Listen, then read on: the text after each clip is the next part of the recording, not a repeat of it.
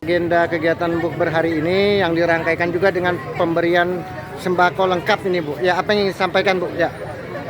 Terima kasih Pak atas sembakonya Pak. Apa harapannya ke depan nih Bu terhadap paguyuban yang daerah ini? Ya. Mudah-mudahan tambah jaya, tambah bagus ya, tambah bagus rezekinya. Dengan Ibu siapa? Ibu Hawania. Oke Bu Hawania. Makasih Bu Hawania. Terima kasih Pak.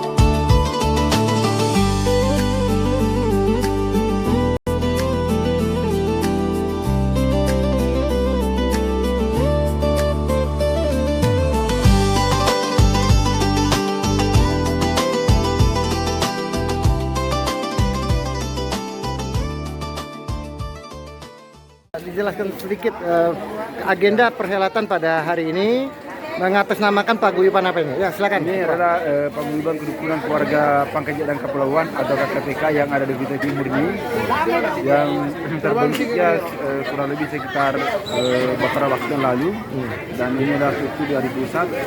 Yang ketuanya adalah Rektor Menan, Jenderal Profesor Abidin, dan di Samarinda Pak Rizawat. Nah, bahwa buka puasa bersama ini adalah merupakan yang kedua kalinya oleh KKPK, itu dalam rangka untuk siar ya, dan sekaligus ajang silaturahmi bersama dengan juga warga dan pilar-pilar dan masyarakat yang ada. Ini adalah untuk menguatkan program pemerintah, meningkatkan ukhuwah Islamnya, dan sekaligus juga membangun kesadaran bersama bagaimana bulan suci ini kita meriahkan. Makanya temanya adalah Ramadan ceria, tradisi dan peningkatan nilai spiritual.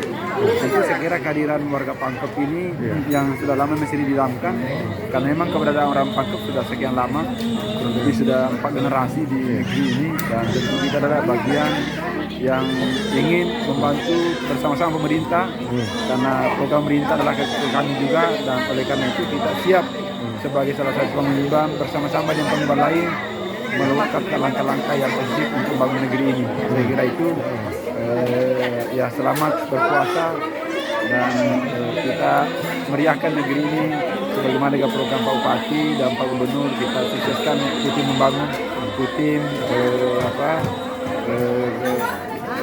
hebat.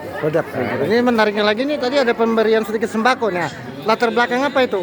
Ya, kebetulan kita ada warga yang mengalami cacat ya, maupun juga yang kurang. Ya, tentu saya kira warga ada memberikan sumbangan ya. Memang acara ini adalah merupakan swadaya internal bangsa Pangkep. Saya kira itu yang merupakan tradisi yang kami jaga dari generasi ke generasi. Oke, terima kasih Ketua.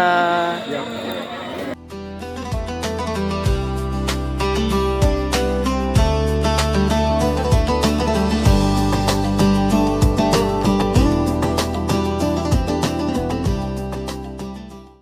Di hari ini hadir juga anggota DPR Provinsi Kaltim ya, Pak Agus Aras.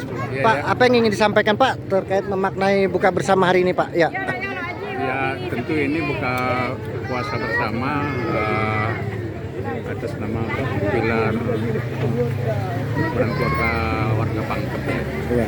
Nah, ini kan kegiatan rutin barangkali yang diadakan setiap tahun pada saat bulan Ramadan. Tentu ini untuk di samping untuk mempererat silaturahmi mereka, tentu juga untuk memaknai bagaimana bahwa bulan Ramadan ini benar-benar bulan yang penuh berkah. Kita lihat tadi banyaknya para tamu yang datang dalam acara ini, tentu ini menandakan bahwa memang bulan Ramadan itu sekali lagi saya katakan bahwa bulan yang suci dan bulan yang penuh berkah.